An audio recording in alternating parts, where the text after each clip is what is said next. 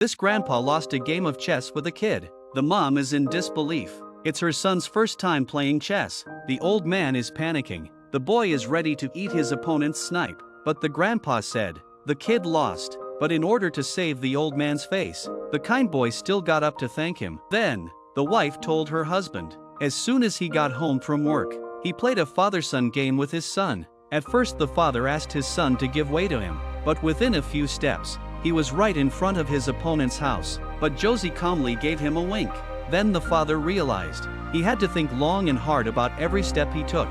They went from noon to night. While his father was thinking, Josie even talked on the phone with his female classmates. Father finally came up with a brilliant solution. Looks like he's still the best at this. But the wife grunted. And the next moment, father's face changed. It turns out, every move he made was predicted by his son. But he also saw his son's talent. And so, the next day he took Josie to a club. I want to learn from Bruce, the leader of the elephant chess world. But he said he was no longer accepting students. And then, just then, Bruce heard the sound of tapping. He couldn't help but look up. It was Josie in the club playing rapid chess. Their minds were racing. At the end of the game, it's clear that the club's master is losing. Bruce saw talent and creativity in Josie. He saw talent and creativity. He even saw a world champion. And so it was. Josie was officially a professional. The first lesson, Bruce set up a handicap game and asked Josie to break the game in 4 steps. Josie knew the position right away. The teacher swept all the wives off the table. The purpose was to train him to think deeply. Josie's mind was racing. Soon came up with a way to break the game.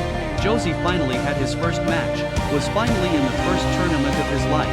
These were some of the most talented players in the world. After hours of fierce competition, there were only 2 kids left in the hall, and one of them is Josie. There was no telling who would win the tournament. On the way home, Joe's father couldn't hide the smile on his face, because the trophy was in his son's arms. Over the next few months, he won race after race with ease. There were even more trophies at home.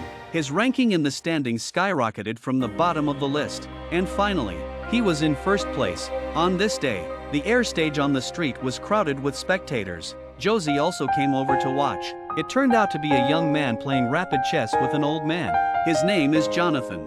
He beat the old man 3 times in less than 10 seconds. There's no doubt about it. He's definitely the biggest obstacle on Josie's way to the throne. A week later, Josie met Jonathan in the weekly final. But before they could fight, Josie lost to his opponent. After this defeat, Bruce banned Josie from the streets. After that, every time he came home from school, Josie would always look down the street at the chess table. This caused his mother a great deal of pain. However, under Bruce's strict instruction, Josie is becoming increasingly concerned about when he can obtain the certificate. Bruce angrily pulled out the certificate. How many do you want? 10 or 20? It was just a piece of paper. The one thing Josie had wanted more than anything else, and it was trampled on mercilessly. The father took his son out on the street on his own initiative. Passion came back to him. He soon regained his fearlessness. His father smiled with relief. 1 month later, the junior national chess competition arrived as scheduled. Bruce, his teacher, suddenly approached him. He gave him a homemade certificate, because in his heart, Josie had already reached the level of supermaster, although it wasn't an official certificate. But it was the recognition that Josie really wanted. The next match was between the 2 kings. Josie was determined to go to the arena. The moment the match began, the 2 of them calmly used small soldiers to probe each other, and then they started to attack. You take my pawns, I'll take out your horse. As Josie was racking his brain, Josie was racking his brain when he finally saw the winning piece. But what was even more surprising, Josie offered his hand in peace, but Jonathan would never accept a gesture of humility. If that's the case, let's fight it out, until we reach the last piece. At that moment, Jonathan looked up at Josie, and finally admitted his defeat. Josie told her father, I tried to make peace with him, but he wouldn't let me. Now that's real kindness.